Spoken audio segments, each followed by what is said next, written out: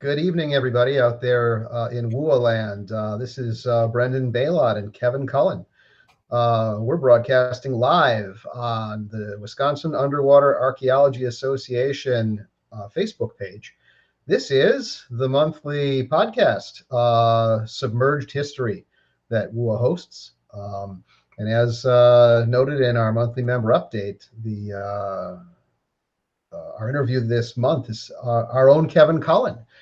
Kevin is a guy that I've wanted to interview for a long time because he's got a really interesting background, and you guys may see him at meetings, but a lot of people may not know Kevin Cullen. So this is a good chance not only to talk about maritime history and shipwrecks, because Kevin's life is inextricably intertwined with maritime history and shipwrecks, but it's also a good time to hear about, or to learn a little bit more about some of the amazing things that he's done in his background. So a little bit of housekeeping before we get going here. I just want to remind everybody out there that WUA's got a really great meeting scheduled for October. It's our fall meeting that we always hold, our fall symposium. It's going to be in Milwaukee this year at Kevin, UW Milwaukee, right?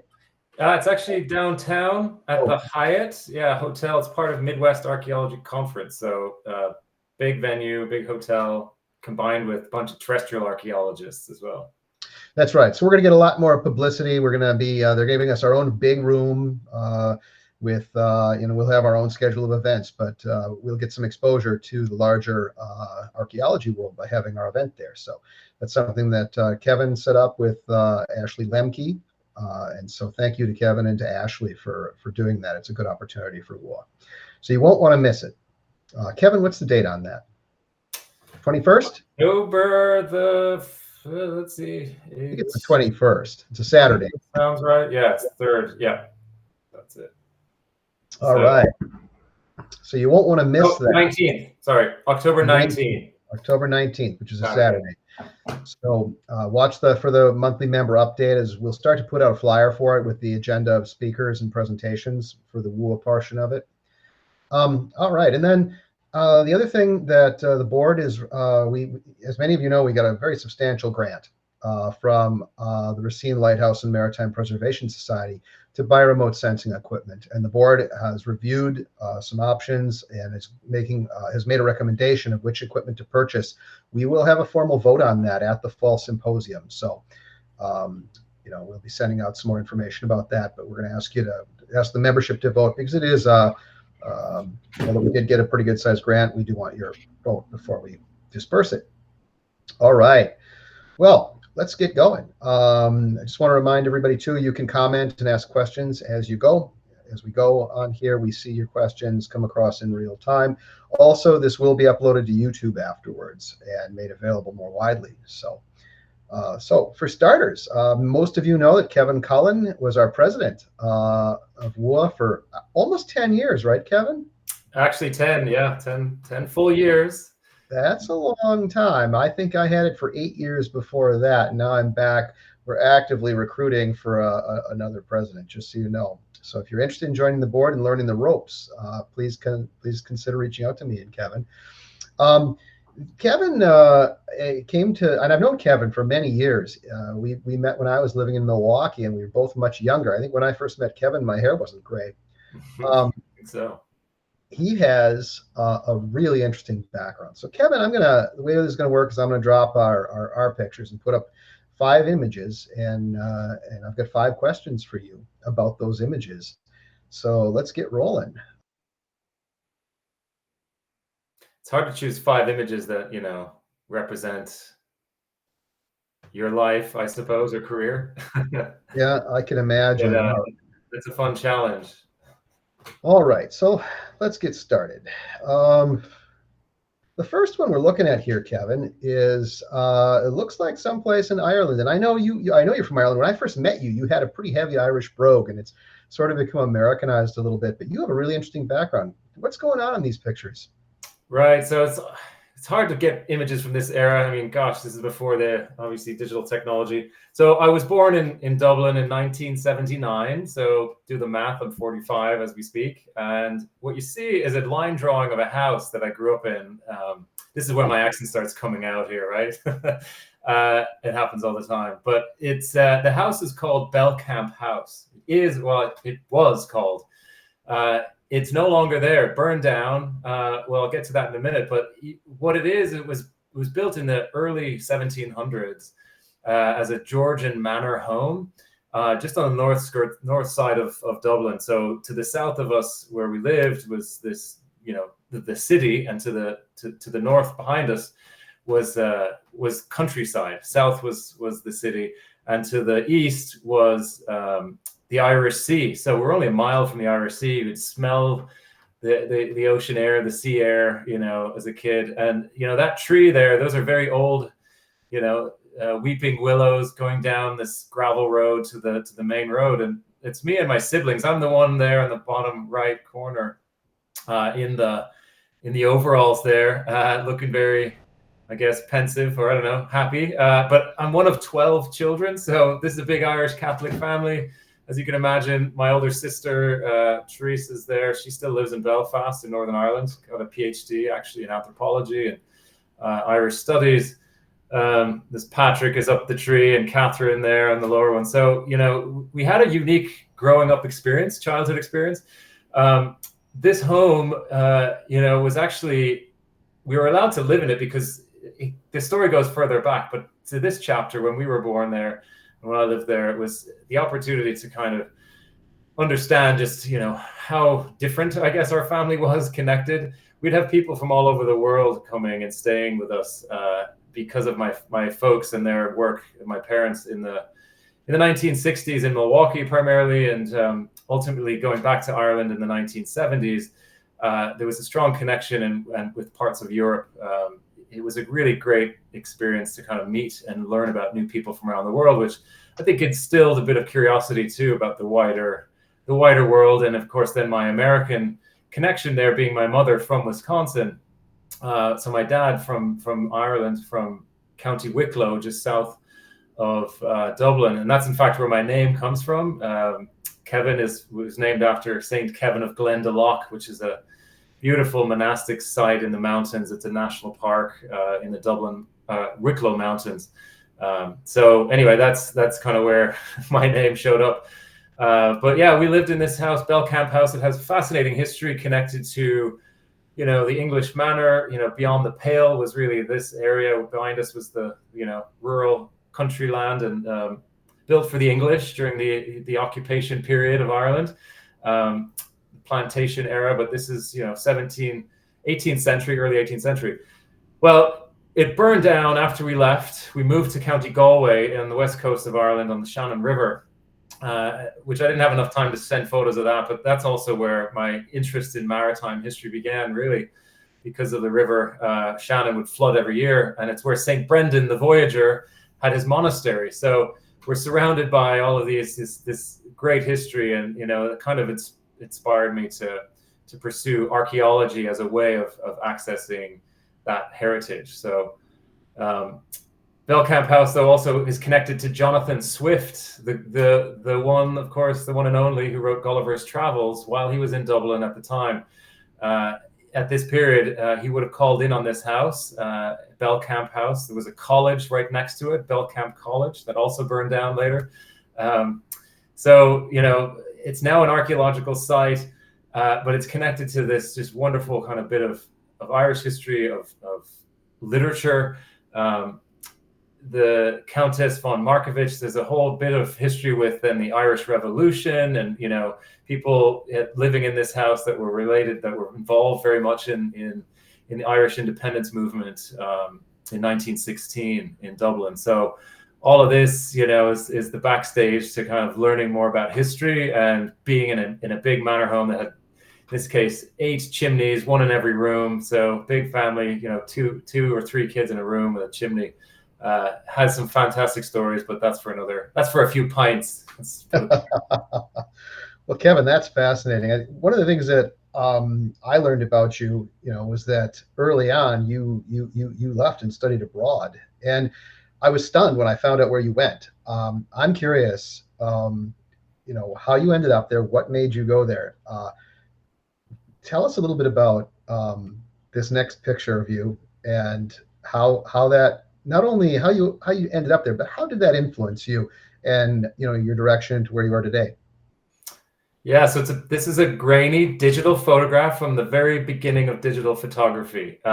And it's taken in India, in Tamil Nadu, in Madurai, the city of Madurai, ancient city, in the very deep south of India. This is me at 21, tender age of 21, playing the veena. The veena is an instrument from South India, very traditional lute, traditional instrument, thousands of years old, played in the Carnatic style of music. So I decided to study abroad in India. This is my junior year at Madison. I went to UW-Madison to study anthropology and ultimately languages and cultures of Asia as a result of going to India and studying there for a year, an academic year. And I wanted to go to India for a long time. I think part of that is my interest in being in a different place, completely different from what I know, and really becoming absorbed in that culture where you're learning things from scratch, entire language, in fact. And it was really an academic challenge to myself, a mental challenge. Can I handle this? Can I, how do we navigate a completely foreign world, in this case, from a very ancient world? And that's really what drew me there, was the ancient cultures of India, and plural cultures, because there are hundreds of different communities and dozens of languages still to this day. And I think music was probably an access point to learn more. And I initially wanted to study in North India and learn Hindi because it's what I knew, and live in Varanasi or Banaras, which is a very holy city. But this was through the Center for South Asian Studies at Madison, and the director at the time learned about me and my application and why I wanted to study anthropology. And he said, this is Joe Elder, who was there for many years, and he recommended Madurai, and I was like, "Where is Madurai?" Madurai, and it's in the state of Tamil Nadu. Tamil is a very ancient world in very traditional part of India, and that's what I was like, I'll trust your instinct on this. And by going there, I ended up studying, doing my own research on archaeology on this hill called Yanamalai, which is the Elephant Hill, and studying rock carvings and cave temples and epigraphy, or carving of language, various languages going back over 2,000 years, Brahmi script, among others. So it became a microcosm of India that I got to study on my own field work and produce my own thesis research.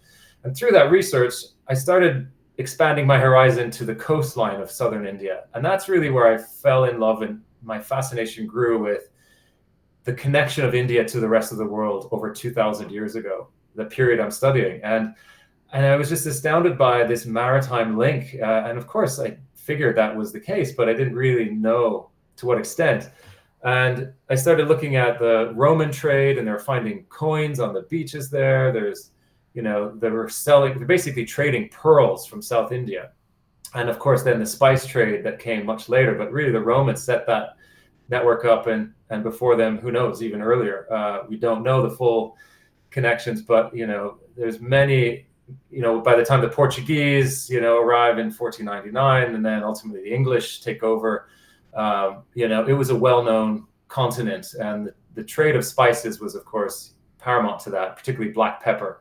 So all of those things kind of really instilled me this interest to learn more about maritime archaeology. And I came back to Madison, and at Hoofer's scuba shop, I was able to sign up for a scuba diving class to intend to go back and look at some of these submerged sites off the southern coast of India.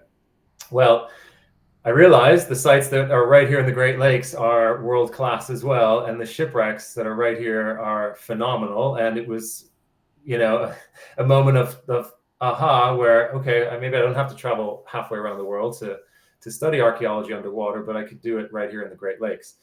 Now, I still want to go back there, and I still have a veena, and it's down in the basement here. It's a little worse for wears these days. I need to rebuild the fretboard, but it also, my interest in global instruments, I guess, just from this photo, is an example of, kind of my area of interest, broadly speaking, when it comes to musicology and anthropology. So I guess the last thing is, this was a concert. It was my last concert I studied with a guru ji. She was a musician, and I would go to her house every day or every couple days a week, and then I had to learn a dozen ragas, songs, traditional Carnatic songs, and I played a concert to the college, the American college in Tamil Nadu in Madurai. So that grainy photo was taken by, I believe it was Ryan Gurmick, who turns out he was a cohort. There was only 5 of us that came from the United States that year. Ryan ended up and is currently working for Google in the Google Doodle team. So he's a creative that works. So, it's interesting to see just how we have all, I guess, emerged out of that year that really brought us together as a cohort from around the country. But then also just ultimately how we've evolved our passions and interests.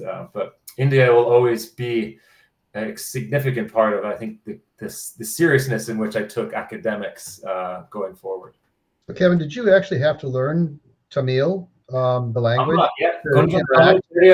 Yes, I did. And I still remember a fair amount, but it's a whole different language. Again, it's a whole different alphabet.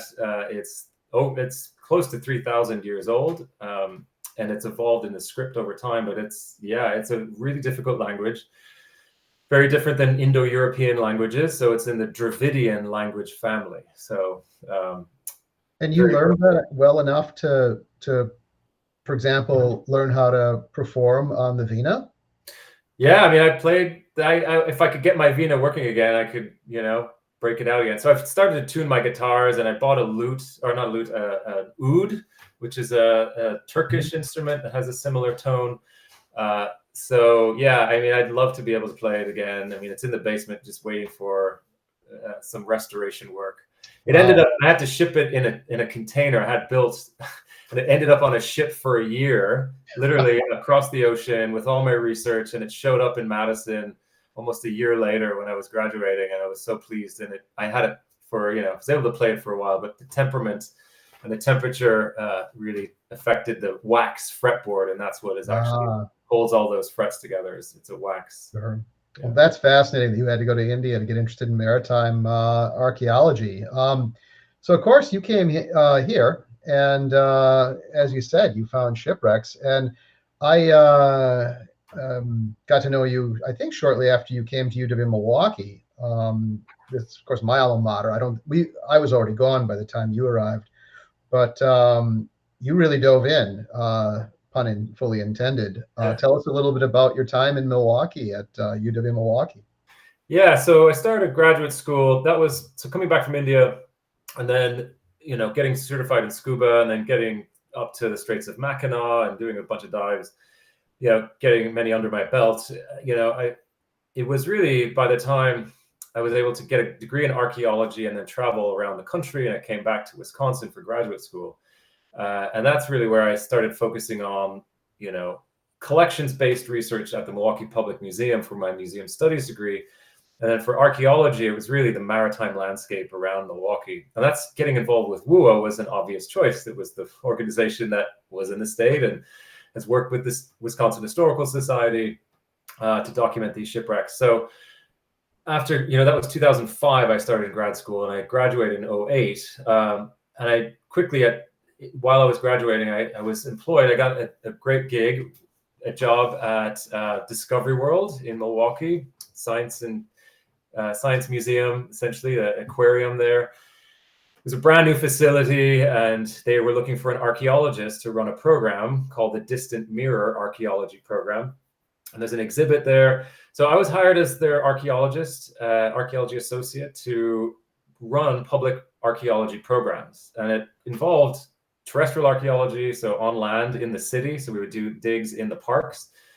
We went out west to the southwest, the ancestral Pueblo sites of cliff dwellings. We went, and studied, even genealogy with students from Bayview High School. And then the other component of the Distant Mirror was maritime archaeology. So that's really where I started literally diving into the shipwreck sites around Milwaukee. And this photo was taken by Chris Winters, still, I believe, works for with Discovery World as a photographer. So shout out. Thanks, Chris Winters, for this great photo. And that's also Kim Stabelfelt in the black dive suit there. Really the admiral of maritime archaeology around Milwaukee for many, many years.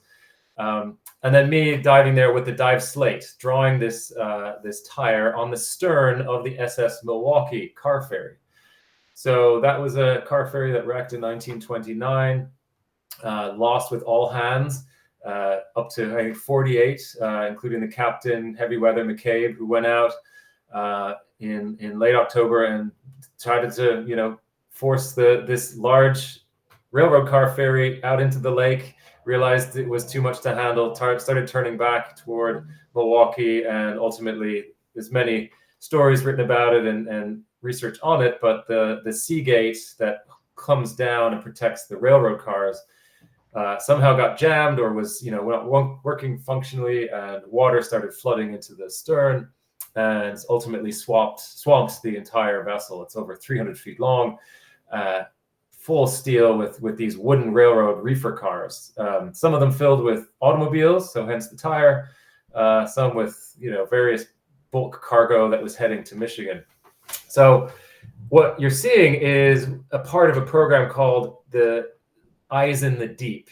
And this was a program that we ran for many years out of Discovery World, where we would bring people out to the shipwreck sites aboard the Dennis Sullivan, if you remember the tall ship, SV Dennis Sullivan. We started doing that and dropping ROVs off the edge. And then I would go down and dive and record some archaeology, and they would see it live, how to do archaeology underwater in real time, people on board. We evolved from the Dennis Sullivan to the Milwaukee boat line, Voyageur, which still runs around Milwaukee. And with Captain Jake Gianelli and others, they would basically get us over the site, and we would dive down, and we had evolved to using a full face mask, so then we could actually talk to the people on board in real time too. So this is sort of the beginning of real, live maritime archaeology, and I really am proud of how we were able to logistically pull that off, and it wouldn't be possible without great supporters both at the museum, but even Kim Stabelfelt and the folks with WUAA to help kind of make this kind of relevant. And then really it was an access point for most people to just have some reference to these national treasures that exist right offshore. So that's what that was about. Again, it's kind of practicing public archaeology at 100 feet deep. Kevin, one of the things that I remember about that time was that you were brewing ancient beers at Discovery World. I thought that was fascinating, where you go out and find these ancient yeasts and ancient recipes from archaeological sites and actually recreate them. Can you ale through the ages? Ale through the ages, yeah. I've got lots of recipes still, and people. You can find it on the internet if you research it. You'll find some recipes, and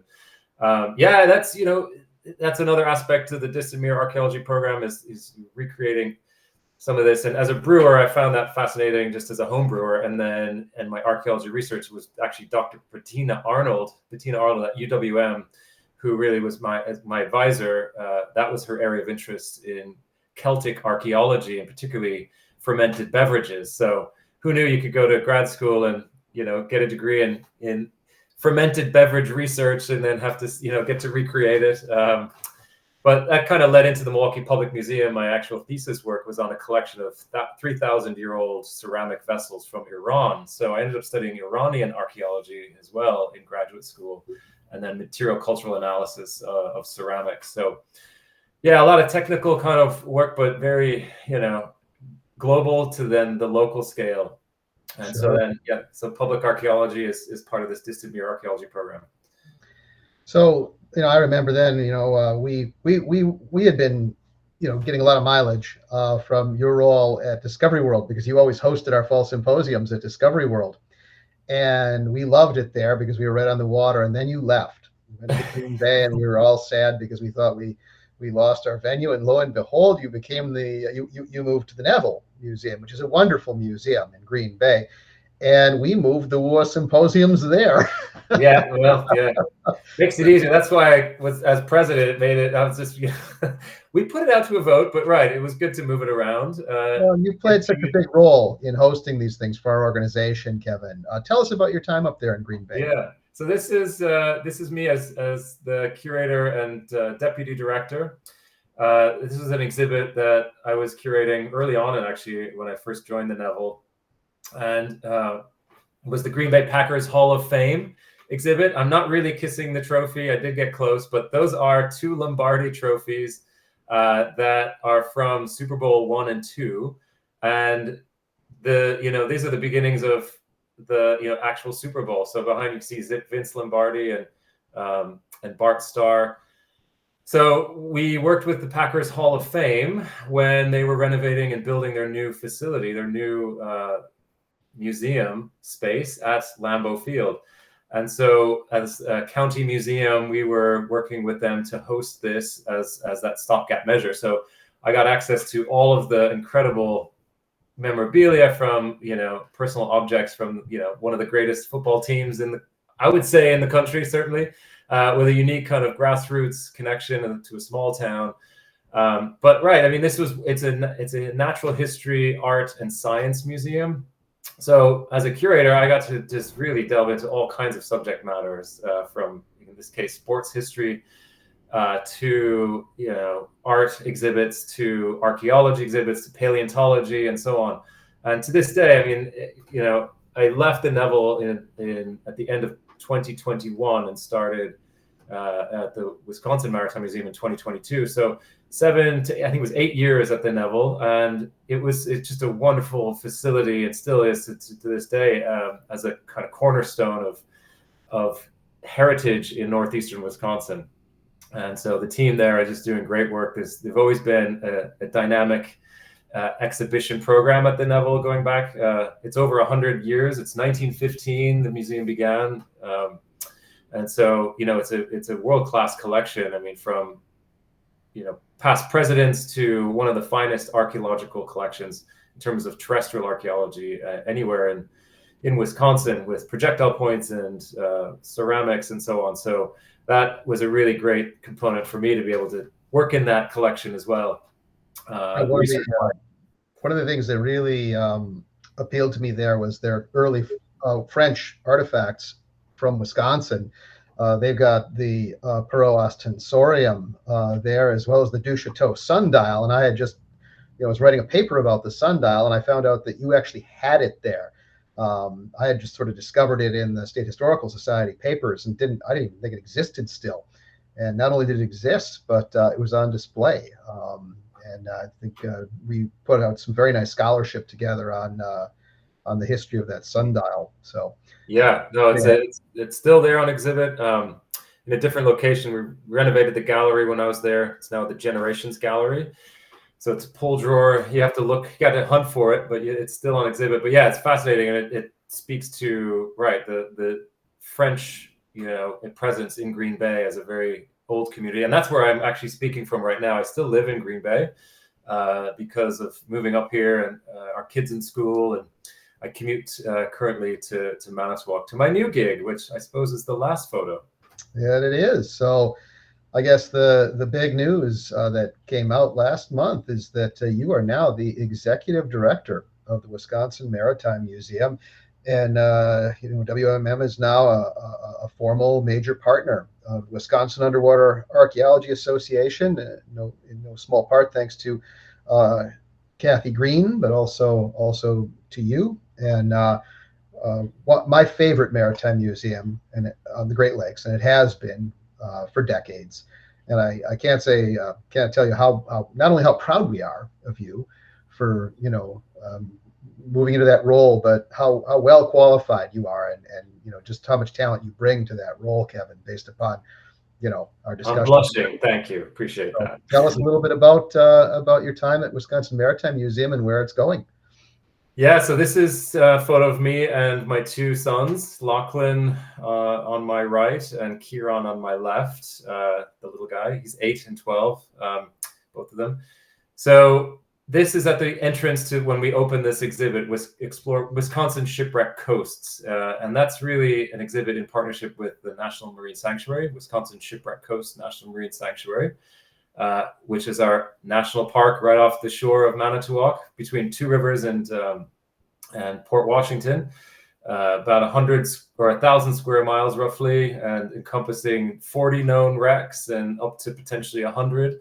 So the photo behind us is of the Gala Nipper, one of the oldest known shipwreck in the sanctuary, connected to Michael Dousman, 1830, early 30s, 32, launched. And it represents kind of that era of the fur trade, schooners. And this is a photo by Becky Kagan Schott, world-class photographer, and we've partnered with her at a previous exhibit, and that really was a great, I think, relationship building opportunity to then have a much bigger presence of her photography, including Tamara Thompson, of course, whose work is also in here as our state underwater archaeologist. So partners like the Wisconsin Historical Society, NOAA and the National Marine Sanctuary, with WUAA, of course, these are the three kind of big, legitimate organizations in the state of Wisconsin that, as a museum, the Wisconsin Maritime Museum, of course, we would look to and continue the partnerships with for that authenticity of storytelling and research scholarship. So, being at kind of the go-between all these organizations from various points in my career, it was just a great timing opportunity. It's a 3,000 square foot exhibit, major renovation to that gallery. And so we just launched it in late May, early June of this year. And so it's you can come on and see it now. There's about over 150 shipwreck artifacts that are on exhibit now that were obtained, secured by the Wisconsin Maritime Museum from the Butch Klopp family, Butch Klopp collection out of Port Washington. And so on behalf of the Wisconsin Historical Society, we are the caretakers or stewards of this collection. Of course, it's all owned by ultimately the people of Wisconsin as state property, as all shipwreck artifacts are. So we tell that story tactfully with, really showcasing the early shipwreck explorers in Wisconsin, from Butch Klopp to Kent Bell Richard and even Steve Radovan, who's very much out there looking for wrecks to this day, and telling the story of WUAA and the state program evolving, and now the sanctuary coming in the last couple of years. We're really at this precipice of having this global attention on these incredible shipwreck sites that as this whole podcast explores in the past, and how WUAA is working with state and federal agencies, we're shining spotlights individually on all of these wrecks, but they are connected to these great stories across the country and beyond. So really, this it's worth exploring. Come down and check it out if you haven't seen it already. We intend to rotate objects off exhibit, talk about new shipwrecks, and bring in new discoveries come online. We will be able to add new content. Plug there to the Margaret Muir shipwreck discovery that also happens recently. Well, Kevin, I can't again say how happy we are to still have you so actively involved as our past president. Hopefully, I too will soon become a past president. But we have a lot of potential for future collaborative work between our organizations. And we're looking forward to a lot of excellent future projects, particularly as we start to build this equipment library of remote sensing capability, not for the purpose of going out and finding shipwrecks per se, but for bringing the public out and allowing people to engage in citizen science and bringing people out to the wrecks who don't dive so that they can see it, run a side scan sonar. They can run a remote operated vehicle themselves. So I think we have a lot of potential as a good citizen science organization to partner not only with the museum and the state as we do, but also with the sanctuary. So Kevin, thanks so much for joining us tonight and giving us a walk through your fascinating background. I think from my perspective, if young people are watching and are sort of wondering, what can I do with a background in underwater archaeology or anthropology, Well, the answer is quite a lot. I mean, Kevin's had a really fascinating and interesting life, and has, got an amazing position there at the helm of a well-funded and a highly thought of maritime museum. So thank you. Yeah, it's a great honor, and the path is in front of you, and we're looking to partner again and train new crops of students from around the state. So partnerships with universities like Whitewater, Madison, Milwaukee. So yeah, that's part of the formula too, right? The next generation to carry forward the torch and learn more about these incredible shipwreck sites, and also the ones that are still floating, like our submarine, which takes a lot of care. So preservation work and all of that. So I'd be happy to answer questions down the road. Come and find me if you need to get a hold of me at the museum. Just ask for me, and I'll be happy to come down and meet anyone that shows up. Excellent. Well, thanks again so much, Kevin, for doing this. We will be having another one of these podcasts next month. I think I remember who it is that we're going to have on, but I don't want to say without confirming. But it's one of our newer WUAA members who also has quite an impressive and interesting archaeological background. So. For those of you who are just watching, if you're not a WUAA member, consider joining. It's $20 a year. You don't have to be an underwater archaeologist with a degree. This is a citizen science organization, so anybody with an interest in Great Lakes shipwrecks or inland underwater archaeology, rivers, lakes, feel free to become a member. We're a growing organization, and we have a lot going on. So with that, I guess I'll wrap it up. This will be uploaded to YouTube and available for people to watch offline if they want. So thanks again, Kevin. It's a pleasure. Nice chatting with you. Talk to you soon. Good night, everybody.